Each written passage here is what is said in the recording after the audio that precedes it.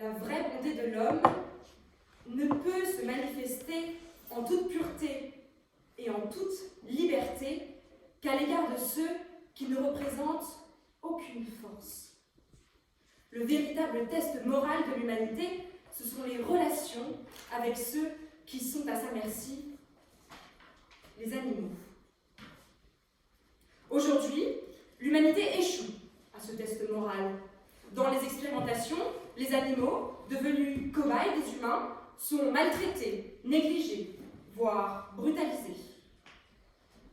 De 2004, avec la fin des expérimentations cosmétiques sur les animaux, à 2015, avec la conception de l'animal dans le Code civil comme un être vivant doué de sensibilité, en passant par la directive 2010-63-UE qui rend obligatoire une évaluation éthique pour les expérimentations, c'est dans un cadre européen que s'inscrit cette dynamique éthique de considération du bien-être animal. Notre gouvernement souhaite interdire les expérimentations animales. Par ce terme, nous entendons le fait d'utiliser des animaux comme modèles dans la recherche, particulièrement pour tenter de prévoir les réactions humaines. Les animaux sont soumis à des pratiques provoquant la douleur pour que ce soit par la suite l'homme qui n'ait pas à la subir.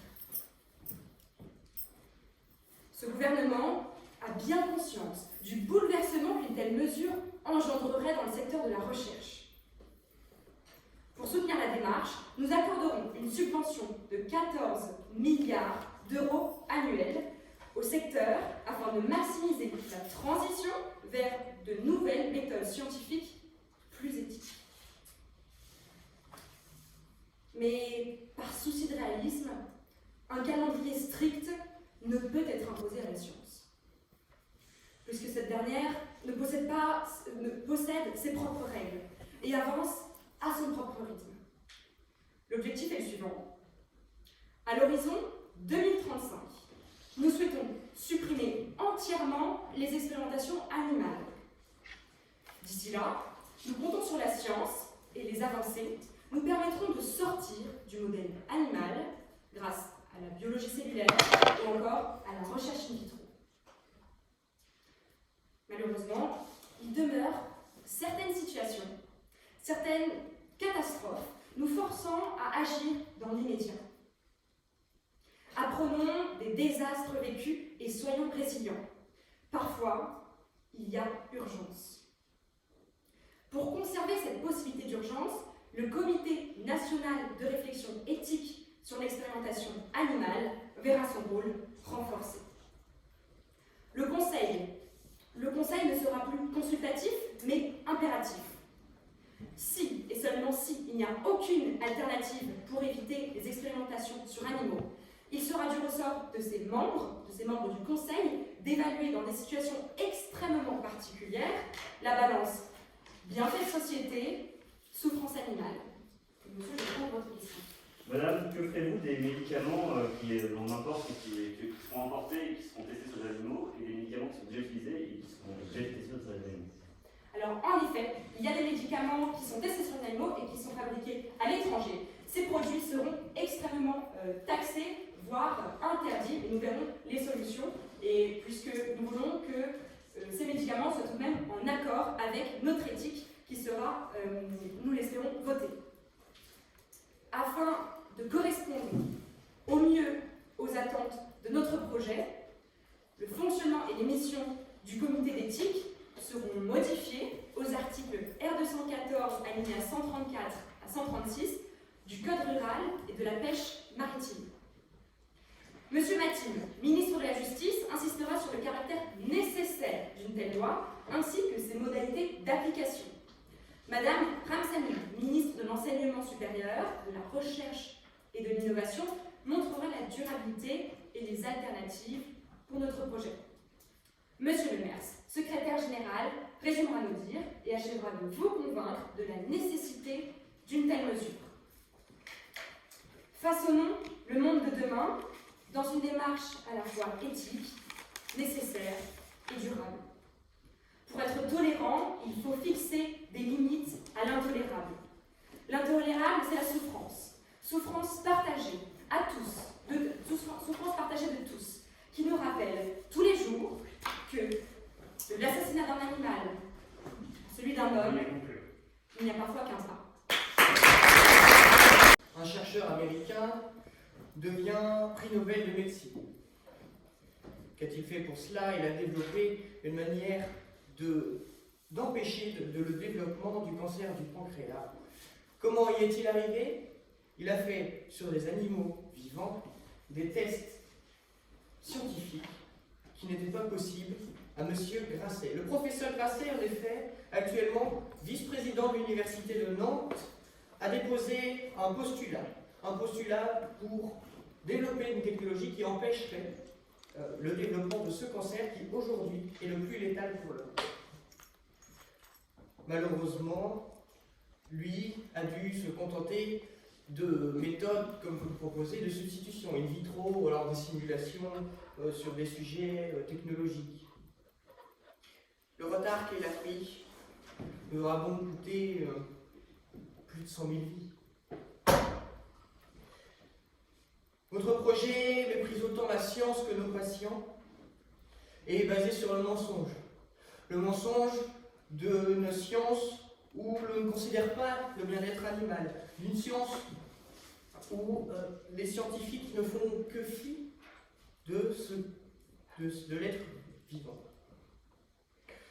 Au-delà de cela, vous considérez que la vie animale d'aujourd'hui vaut plus que la vie humaine de demain. Je ne suis pas d'accord avec vous sur ce point-là. Pour définir l'expérimentation animale, non, ce n'est pas de la violence. Non, c'est très rare, mais non, il n'y a pas de dissection à vif. Non, il n'y a pas d'extrême violence, comme vous dites. On n'impose pas la douleur aux animaux que l'on imposera plus tard aux hommes, enfin pour l'empêcher aux hommes plus tard. Vous nous parlez d'imposer des limites. Madame le Premier ministre, ces limites existent déjà.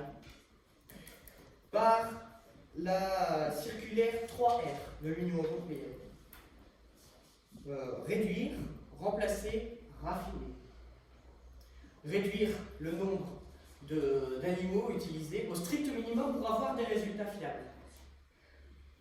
Remplacer au maximum, lorsque c'est possible, vous le remplacez tout le temps, l'Union européenne impose lorsque c'est possible, par d'autres procédés, et finalement de raffiner, c'est-à-dire de faire en sorte que les animaux vivent dans des conditions, de bonnes conditions, qui sont même d'ailleurs nécessaires pour obtenir des résultats scientifiques fiables. Je vais prendre votre question. Vous nous parlez du mépris pour la santé des patients, mais que faites-vous du manque de fiabilité des expériences sur les animaux qui ont déjà causé des dommages graves à la santé des patients? Alors, c'est déjà arrivé, mais ce sont des cas très particuliers. Combien de cas ont permis de faire évoluer la science quand on compare avec ceux qui ont causé des catastrophes? Il y en a très peu comparé à l'un à l'autre. Je pense que l'analyse bénéfice-risque, on l'a fait très facilement. Par-delà le fait de ralentir la science, votre projet ne sert donc à rien, puisque l'Union européenne impose depuis 2013 déjà toutes ces conditions pour le bien-être animal et pour permettre, mais bien la nécessité au centre de l'expérimentation animale. D'ailleurs, vous nous parlez du fait de conserver cette possibilité en cas d'urgence. Savez-vous que les animaux qui sont utilisés dans les tests sont nés en laboratoire et ont été conçus pour vivre toute leur vie en laboratoire pour permettre les expériences. Donc vous voulez, en cas d'urgence, avoir la possibilité de le faire, mais avec quels animaux? Puisque, d'ailleurs, on ne sait pas ce que vous faites des animaux qui sont actuellement au laboratoire parce qu'ils sont viables nulle part ailleurs, mais en plus, on n'aurait plus ces animaux pour faire face à ces cas d'extrême urgence. Monsieur Baudry, député à la commission de la recherche, vous exprimera la nécessité que représente l'expérimentation animale. Suite à quoi, monsieur Le Prince-Ringuet, député à la commission éthique, vous exprimera, vous démontrera que non, l'expérimentation animale n'est pas maltraitance, n'est pas le tissu de mensonge que vous nous avez raconté. Mes chers collègues, il est temps de nous concentrer sur la science, pas sur l'idéologie où l'animal vaudrait plus qu'une vie humaine. Oui, mes chers collègues, il est temps de laisser à la science le pouvoir de nous soigner plus tard, et cela passe par voter contre ce projet de loi. On pourrait reconnaître aisément cette vérité à peine entrevue par le penseur, que depuis l'huître jusqu'à l'aigle, depuis le porc jusqu'au tigre, tous les animaux sont dotés de sensibilité. Il n'y a pas de différence fondamentale entre l'homme et l'animal dans la capacité à ressentir du plaisir, du bonheur et de la souffrance. Car les animaux sont comme nous, des êtres sensibles. Ils ne sont pas des biens meubles à qui l'on pourrait tout infliger pour notre propre bien, mais des êtres vivants qui doivent être respectés. Alors oui, nous avons pris l'habitude d'expérimenter sur eux, mais nous savons désormais que chacune de ces expérimentations peut s'apparenter à de la torture. On les retient captifs, ne leur offrant pour seul salut qu'une mort souvent atroce. Certains finissent par subir la vivisection, qui consiste à prélever les organes, sans même prendre la peine de les tuer ni de les anesthésier. Et c'est pourquoi il est nécessaire d'agir. La conception que nous avons des animaux par le passé est désormais révolue, et nous sommes conscients de leur souffrance. Cette évolution trouve aujourd'hui sa traduction dans le droit. La mesure de notre gouvernement est une suite logique à la directive européenne de 2010 qui avait pour objectif final le remplacement total des animaux dans ces procédures, ainsi que de la loi de 2015 qui reconnaissait la sensibilité animale. Ces expérimentations ont certes permis de grandes avancées par le passé, mais elles peuvent aujourd'hui être remplacées par des méthodes plus éthiques et respectueuses du bien-être animal. Nous nous devons de réduire les souffrances lorsque celles-ci sont inutiles. C'est en faisant ce même constat que nos voisins suisses ont décidé d'interdire les expérimentations animales et nous voulons les suivre sur cette voie. Car les mesures prises en 2010 étaient certes ambitieuses, mais insuffisantes pour régler le problème. En effet, ce n'est pas en encourageant les chercheurs à se passer des animaux sans leur donner les moyens de le faire que nous changerons la situation. Pour impulser un véritable changement, il faut lui donner les moyens de se réaliser. Et c'est pourquoi cette interdiction se fera de manière progressive, avec un accompagnement financier pour aider les labos à développer des méthodes alternatives, comme la culture de cellules. Monsieur, je prends votre question. Monsieur, de par votre projet de loi, vous voulez sauver la vie de 12 000 rats qui servent à lancer la recherche scientifique, mais que faites-vous des 2 millions de rats qui sont tués même dans la capitale uniquement par but du confort? Monsieur, nous parlons aujourd'hui des expérimentations animales et le destin de ces rats est certes préoccupant, mais il n'est pas le sujet de ce soir.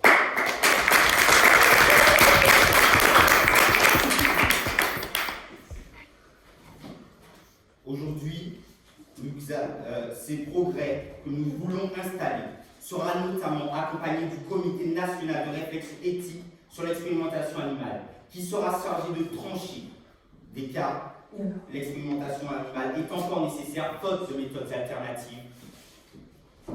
Ainsi, M. Grasset aura, si besoin est, s'il peut démontrer que sa démarche est nécessaire, droit d'utiliser encore des animaux.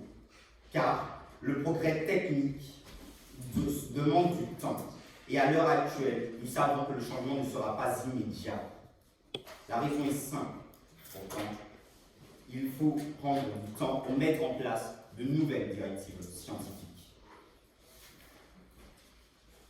Néanmoins, si nous voulons suivre la directive européenne avec une fin de l'expérimentation animale, il est nécessaire de commencer ce vaste chantier dès maintenant, car cette volonté n'est pas seulement la nôtre, mais celle de millions de citoyens européens, qui d'après les sondages d'Eurobaromètre sont 85% à vouloir l'interdiction des expérimentations animales. Ne pas mettre en place ces mesures serait un pied de nez adressé à tous ces citoyens désireux de changements concrets au sein de nos législations. Pour pouvoir faire ce pas en avant, il nous faudra privilégier les méthodes d'expérimentation alternatives. Et c'est pourquoi nous taxerons les produits étrangers dans la conception à nécessiter des expérimentations animales. Ces taxes seront faites au niveau européen, grâce à l'aide de nos alliés avec qui nous nous inscrivons dans une dynamique de changement. Les produits dont le développement est terminé ne seront pas touchés par cette taxe, puisqu'il s'agit de changer nos méthodes de recherche et non de balayer tout ce qui a été fait jusqu'à présent. Aussi, afin que cette mesure ne se retourne pas contre nous et que les laboratoires ne décident pas de se tourner vers des expérimentations sur les êtres humains, nous renforcerons les interdictions de l'article 233 alinéa 8 du Code pénal, afin d'y ajouter l'interdiction de toute expérience sur les humains vivants, dont le but serait de comprendre la physiologie d'un organisme en réponse à des substances chimiques. Nous avons choisi de faire un pas de plus dans l'évolution de la relation humain-animal, car la réalité de l'expérience animale est souvent plus atroce que l'on peut bien le voir. L'éthique est un chemin que l'on peut prendre ou non. Il n'est pas un chemin qu'on peut prendre ou non, mais il est une nécessité, car il est impossible d'innover en restant dans le passé.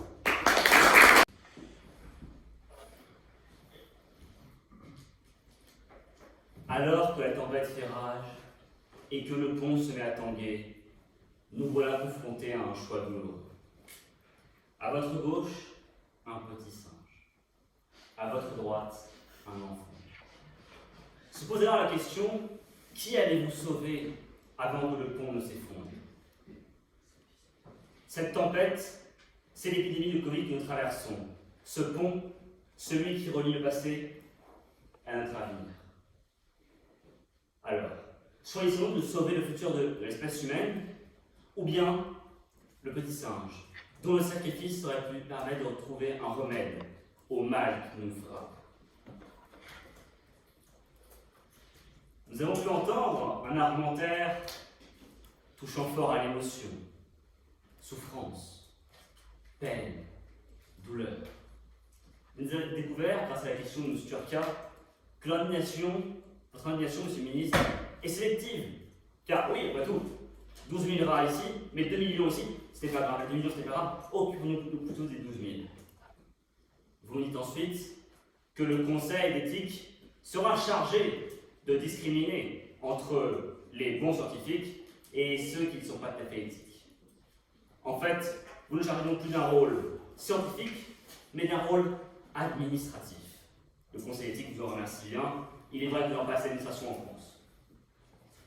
Ensuite, vous nous dites que nous pourrons avoir des dérogations.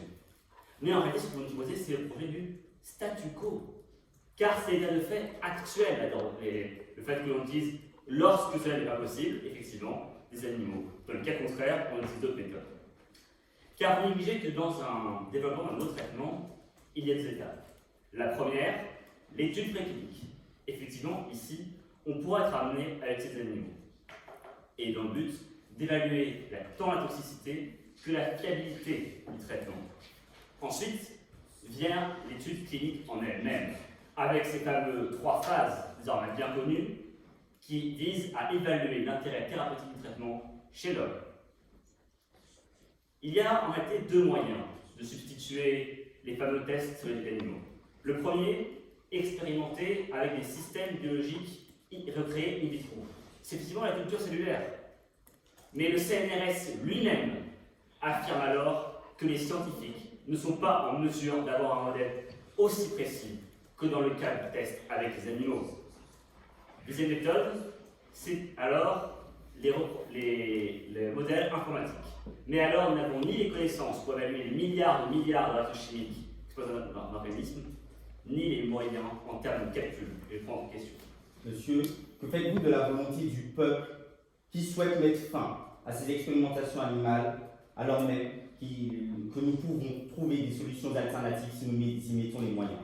Monsieur Baïfou, écoutez, je viens de vous dire qu'il était impossible d'utiliser ces solutions dans tous les cas. Ce ne sont que des cas complémentaires. Et d'ailleurs, le CHU, dans son étude, précise que les méthodes de substitution ne sont valables que dans 10% des cas. Dans 90% des autres cas, il faut avoir recours, nécessité, à l'expérimentation animale. Car si les chiffres ne vous convainquent pas, prenons cet exemple de l'étude du professeur Sahem de l'INSERM sur la cécité. Il a réussi à reconnecter et à réactiver des neurones en faisant de la culture cellulaire. Une méthode alors très prometteuse. Mais elle s'est heurtée à une dure réalité. Lorsqu'il a expérimenté chez la souris, cela n'a pas fonctionné. La souris n'a pas recouvré la vue. Il y a donc des faux positifs lorsque l'on utilise des modèles alternatifs pas suffisamment précis. Il faut comprendre que nous avons une situation interne. Nous sommes le chercheur d'or à la découverte du traitement miracle. Il nous faut écarter le gravier dangereux. Alors, on utilise en premier l'expérimentation avec des cellules et cultures cellulaires. Premier tamis. Deuxième tamis, l'informatique. Mais le dernier tamis, le plus précis, celui qui enlève le plus de gravier, c'est bien celui d'expérimentation animale. Il n'est pas infaillible, mais c'est le plus fiable que nous disposons. Alors, parce que nous portons ensemble l'héritage de Pasteur, qu'à l'obscurité, nous opposons le savoir, qu'à l'aveuglement, nous répondons par la raison, et qu'il nous faut combattre l'idéologie par le savoir. Et ce soir, qu'il nous faut rendre honneur en répondant par l'ultime négation à ce projet de loi, non pas à l'idéologie, mais à la science et aux Français. L'humanité, du haut de son piédestal où elle s'est érigée elle-même, scrute d'un œil bien utilitariste l'arbre phylogénétique. Mais occupé à faire de lui-même un centre de gravité, l'homme en oublie que son piédestal n'est qu'un glacier qui, lentement mais sûrement, se consume. Ce que ce gouvernement veut instaurer, c'est le changement du paradigme même de la conception de l'humanité et de son rapport au monde.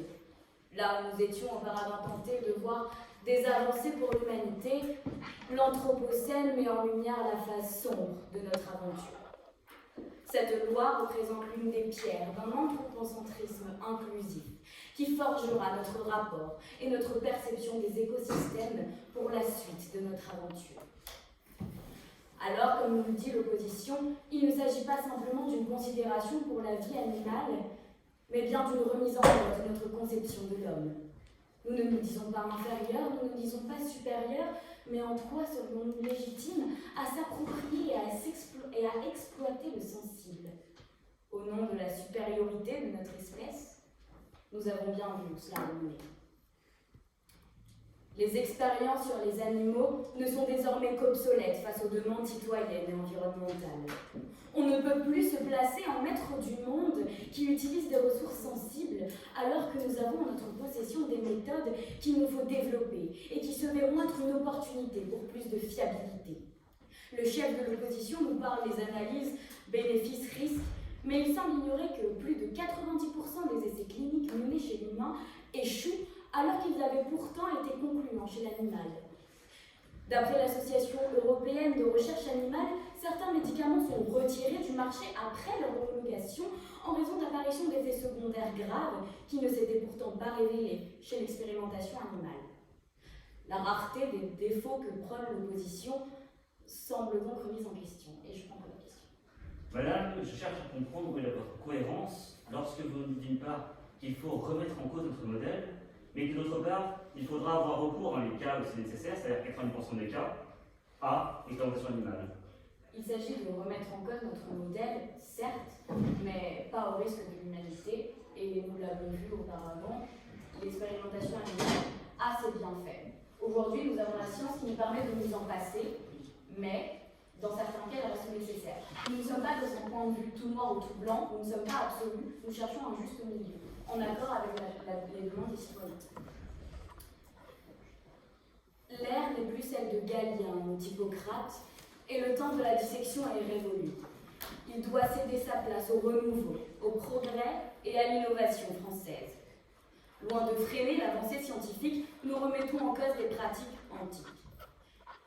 Les cultures de cellules in vitro nous permettent d'observer les effets des substances sur nos cellules pendant que les organoïdes étudient les effets chimiques à l'échelle de nos organes. Les modélisations numériques, elles, étudient des effets pathologiques à l'échelle de populations entières. Alors, vous prenez l'exemple de faux positifs dans le cas de la culture cellulaire, mais saviez-vous que le chimpanzé, qui est ressemblable à l'homme à 99%, est insensible au VIH? Saviez-vous que le paracétamol est un risque mortel pour le rat? Il y a des faux positifs partout. Mais nous avons l'embarras du choix en termes d'alternatives qui s'avèrent tout autant, et si ce n'est plus, efficaces.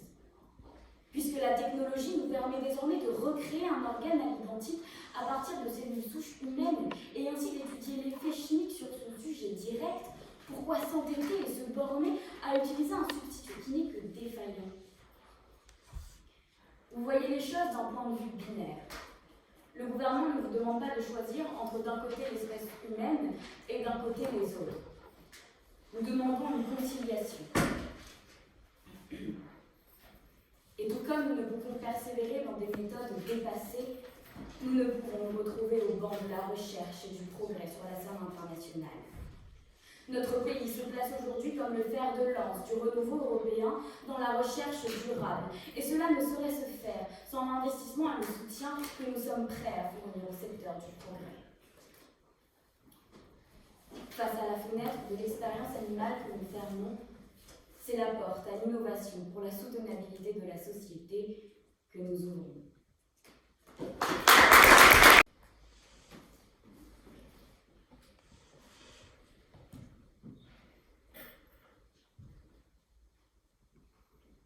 Très cher gouvernement, vous allez tout droit dans le mur des politiques que vous menez depuis des années, tout comme vos prédécesseurs, et qui nous feront, au nom d'une pseudo-éthique animale, reculer nos recherches de plusieurs dizaines d'années en arrière, si nous vous laissons voter cette loi. Laissez-moi vous dire que, afin de ne pas fausser les recherches lors des expérimentations, les scientifiques ont besoin que les animaux soient exempts de toutes séquelles physiques et psychologiques. Comment étudier les effets sur la peau d'un médicament avec un rat dont l'institution est abîmée au préalable? Comprenez que, de par cet exemple, les scientifiques n'ont aucun intérêt à maltraiter les animaux. Et quand bien même ils seraient soumis à un zèle de sadisme, des réglementations surveillées et contrôlées existent pour empêcher tout abus. En effet, avant d'effectuer toute expérimentation, une demande doit être faite et effectuée, une demande formulée auprès du ministère de la Recherche et justifiée.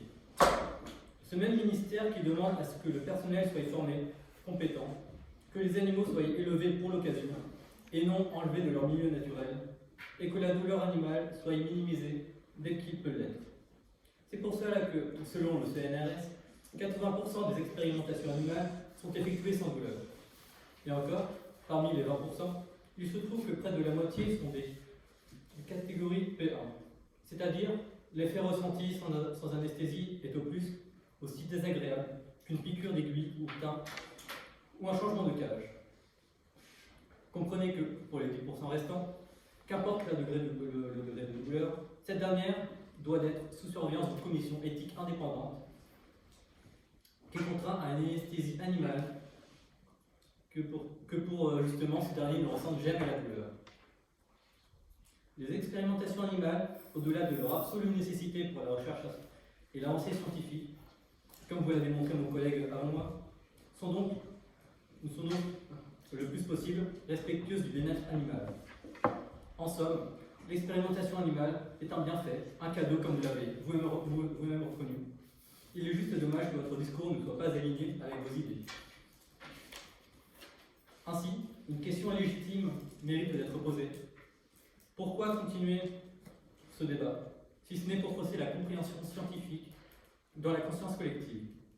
Il faut comprendre que ce sont eux-mêmes ces débats, que ce soit pour le nucléaire, les vaccins, maintenant pour l'expérimentation animale, qui, en donnant la parole à des marchands de morale ou des associations qui n'ont aucune connaissance scientifique, donnent de la crédibilité à ceux qui n'en méritent pas. Il faut comprendre que l'on fait de la science avec un consensus scientifique et non sur l'opinion de quelques individus. Qu'il faut différencier les politiques des scientifiques. Les scientifiques n'ont pas à satisfaire une opinion, une électorat, comparé aux politiciens. Ces derniers, comme ce gouvernement ce soir, sont guidés par la motivation de donner raison à une idéologie, une morale donnée par un électorat. Ce à quoi les scientifiques ne doivent surtout pas faire attention, faute de quoi ce ne sera plus de la science, mais des croyances. Je prendrai votre question. Élever les animaux dans le but de les utiliser définit-il votre conception du bien-être? Ce sont des animaux qui, par conséquent, n'ont jamais connu autre que les laboratoires. Ils ne sauront donc pas ce que c'est la liberté, ça ne changera pas grand-chose. À cette heure de pandémie mondiale, est-ce raisonnable de laisser entendre que la science se fait par sensationnalisme ou des articles sponsorisés par la PETA? Doit-on imposer une vision manichéenne de la science, comme on veut déjà le faire avec le nucléaire ou la vaccination? C'est ce genre de vision qui fausse l'opinion publique, et ce projet de loi va donc au-delà des questions de santé publique, mais sur la déformation de masse. Et cela ne va faire que reculer des années de recherche à des fins uniquement politiciennes. Mesdames, Messieurs, l'heure n'est donc plus à agir, l'heure n'est donc plus à réfléchir, mais à agir. Votez. Mais votez bien, votez pour la science qui sauve, la science qui évolue, la science qui fait avancer, la science qui grandit et qui nous renforce en notre humanité pour sauver les nôtres, sauver cette race humaine qui tend à se dégrader de jour en jour où ce gouvernement est au pouvoir. Votez pour l'espoir, votez la science. L'expérimentation animale est la préhistoire de la science. Et en plus d'être archaïque, utiliser des animaux comme modèle biologique de l'être humain est un non-sens, tant ils sont différents de nous. Si les souris de laboratoire sont les silex de l'homme, la technologie apparaît comme l'aube du progrès. C'est la réalité de la science expérimentale d'aujourd'hui. Nous avons avancé, il est temps que la législation s'inscrive dans le temps réel. Notre point est simple. Aujourd'hui, si l'on est capable de se passer de l'expérimentation animale et d'être plus efficace et précis, pourquoi s'obstiner à y recourir? Notre projet est d'abord éthique. Depuis des années, nous ne nous donnons pas les moyens de nos ambitions. Nous devons donc durcir la législation et désormais interdire automatiquement l'expérimentation animale pour qu'elle devienne une exception plutôt que la norme. Il est également nécessaire pour s'aligner avec les directives européennes et répondre à une demande portée par nos concitoyens. Enfin, ce projet est durable. Il s'inscrit dans le temps long. Il met en place un projet qui n'est pas complètement rigide et ne réduit pas le champ d'action de la recherche scientifique qui, l'inverse, serait ne tirer aucune leçon des différentes catastrophes sanitaires qui nous ont frappés.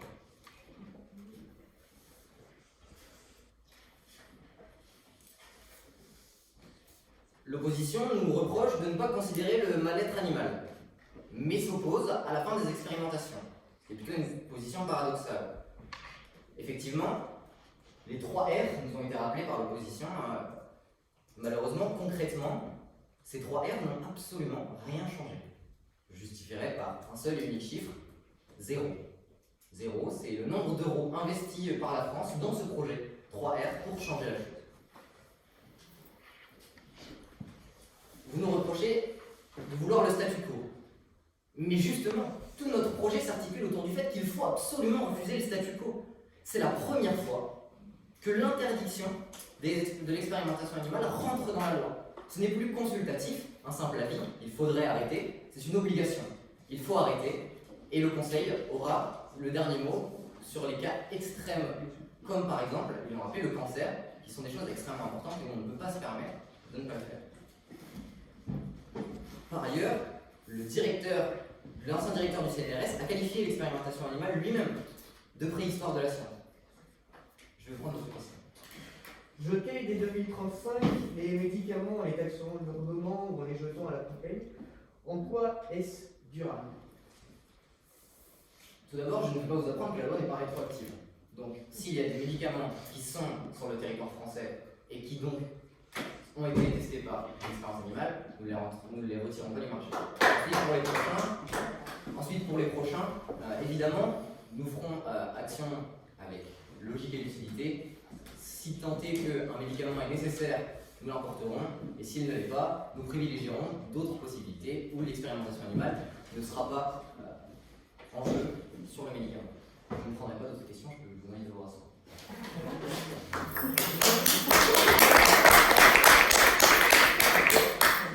Par ailleurs, comparer le nucléaire et les expériences animales montre que l'opposition n'a rien saisi les enjeux du débat, qui est un projet de société bien plus qu'un simple changement de méthode scientifique.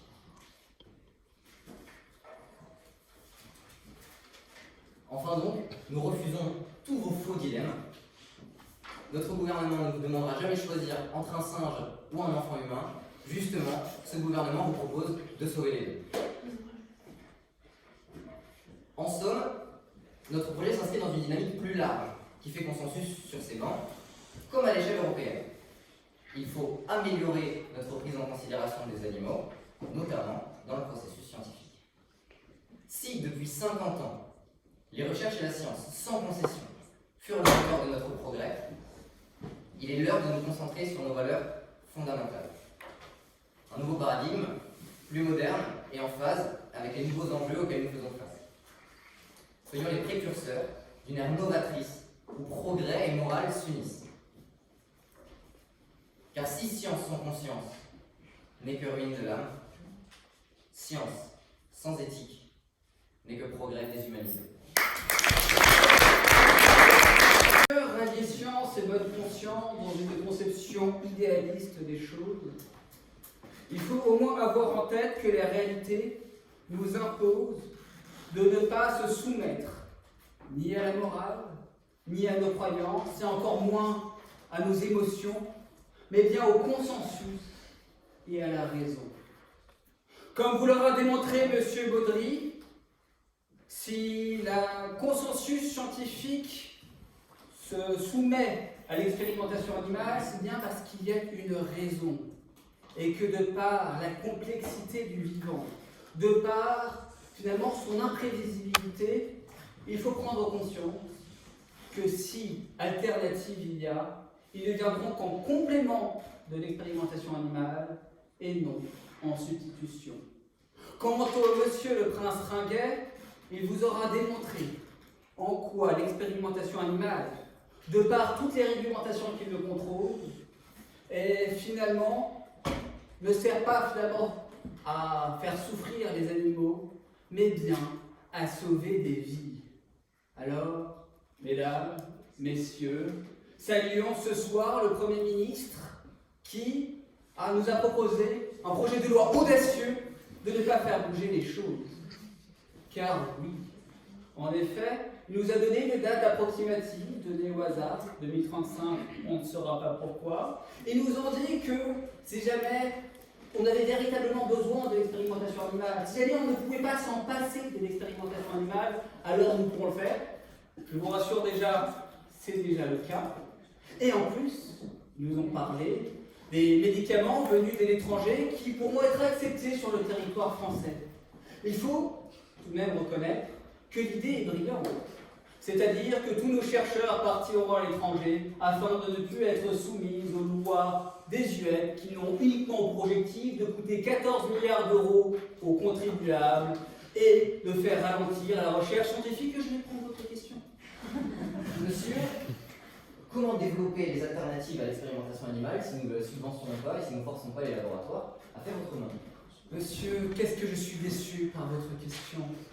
Nous qui étions la France de Pasteur, nous qui étions la France de Marie Curie, nous qui sommes la France de Hoffmann, Mayer et tous les noms que je vais taire, nous voilà la France soumise.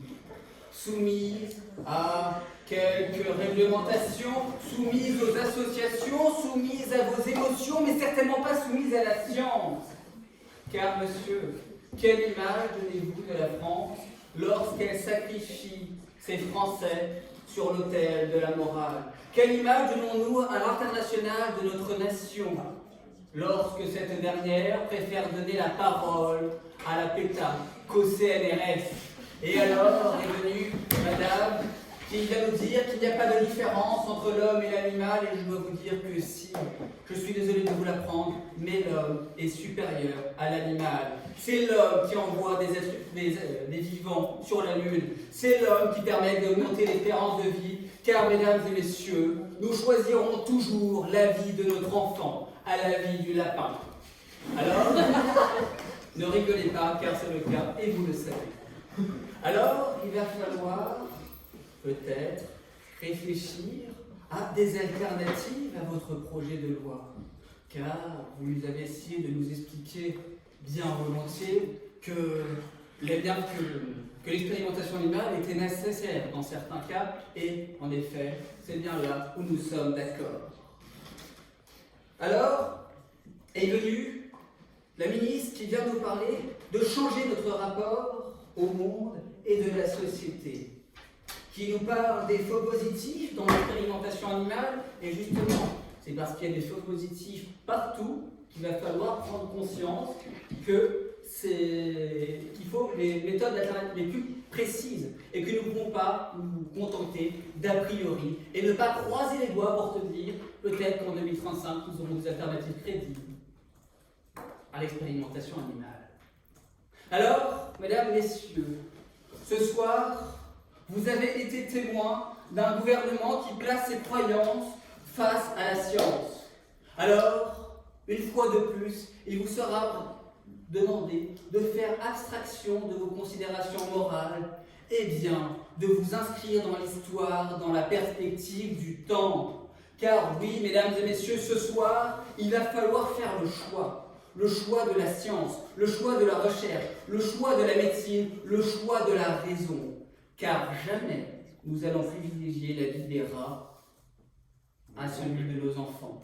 Parce que, mesdames, messieurs, il va falloir que la France de Pasteur reste tournée vers l'avenir, car nous n'avons pas à subir l'histoire de la science, il faut l'écrire.